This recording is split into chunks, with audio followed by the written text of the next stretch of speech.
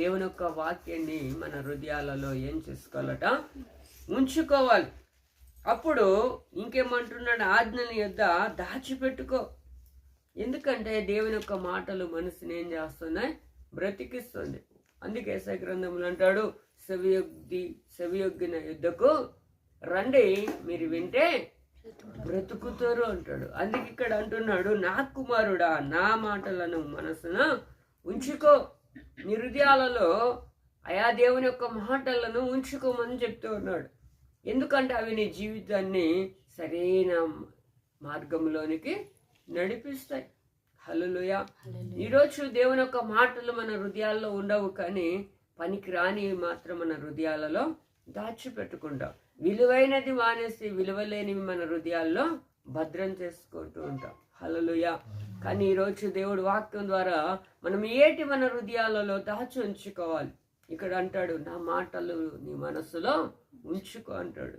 ఇంకొక మాట అంటాడు, ప్రకటన గ్రంథంలో ఒక మాట చెప్తున్నాడు చూడండి. ప్రకటన గ్రంథము 1వ అధ్యాయము 3వ వచనములో కూడా మాట అంటాడు చూడండి.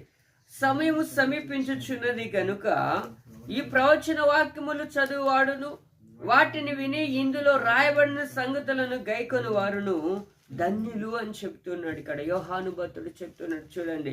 సమయము సమీపించుచున్నది కనుక ఈ ప్రవచన వాక్యములు అంటే పరిశుద్ధ గ్రంథాన్ని చదవాలి. చదివి ఏం చేయాలంట, అది నీ మనసులో ఉంచుకోవాలి అని చెప్తున్నాడు. హల్లెలూయా. దాన్ని గైకొనాలి అంట. చూడండి, ఎవరైతే ప్రతి దినము పరిశుద్ధ గ్రంథాన్ని చదువుతారో వారి జీవితంలో వారికి ఉన్న దరిద్రత అంతా పోతుందట. ఎందుకంటే దేవుని వాక్యం ఏంటంటే జీవవాక్యం, ధన సంపదలు అంట. అందుకే వాక్యాన్ని చదువుతూ ఉంటే మనలో ఉన్న రోగాలు పోతాయి, మనకున్న అప్పుల సమస్యలు పోతాయి, మనకున్న ఇబ్బందులు పోతాయి. కనుక నువ్వు ప్రతిదినము దేవుని వాక్యాన్ని ఏం చేయాలి, చదివించాలి, చదువుతూ ఉండాలి. నువ్వు చాలా మంది అది చేయరు.